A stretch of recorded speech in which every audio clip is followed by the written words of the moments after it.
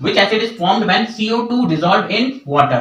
कौन सा एसिड बनता है जब कार्बन डाइऑक्साइड पानी में घुल जाती है, जब डिसॉल्व हो जाती है, तो तब बनता है कार्बनिक एसिड। ठीक, जब कार्बन डाइऑक्साइड पानी में घुलती है तो कार्बनिक एसिड बन जाते हैं। नेक्स्ट है when acid and base react together what is formed?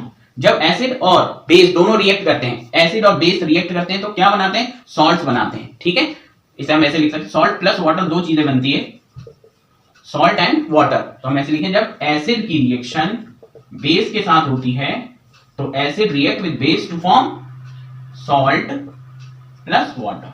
ठीक, इस रिएक्शन को न्यूट्रलाइजेशन रिएक्शन कहते हैं। ठीक है, तो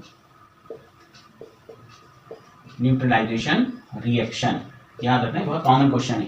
तो जब एसिड की रिएक्शन बेस के साथ होती है, सॉल्ट एंड वाटर बनते हैं, इस रिएक्शन को न्यूट्रलाइजेशन रिएक्शन भी कहते हैं। What happens when we put acid on red litmus paper? क्या होता है जब हम रेड लिटमस पेपर के ऊपर एसिड डालते हैं? तो देखिए एसिड अगर हम डालेंगे तो क्या होगा, मान लो कि this is the red litmus paper और इस पे हमने क्या डाला? एसिड डाला।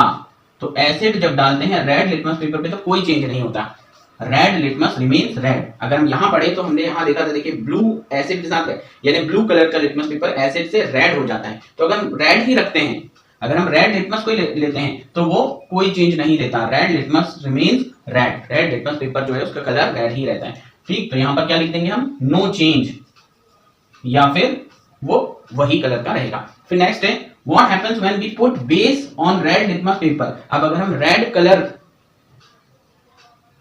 के लिटमस पेपर पर बेस डालते हैं तो क्या होता है? वो यहां जो हुआ था वो ये base turn red litmus to blue, तो क्या हो जाएगा? तो ये जो है ये है मान लो कि the red colour litmus paper.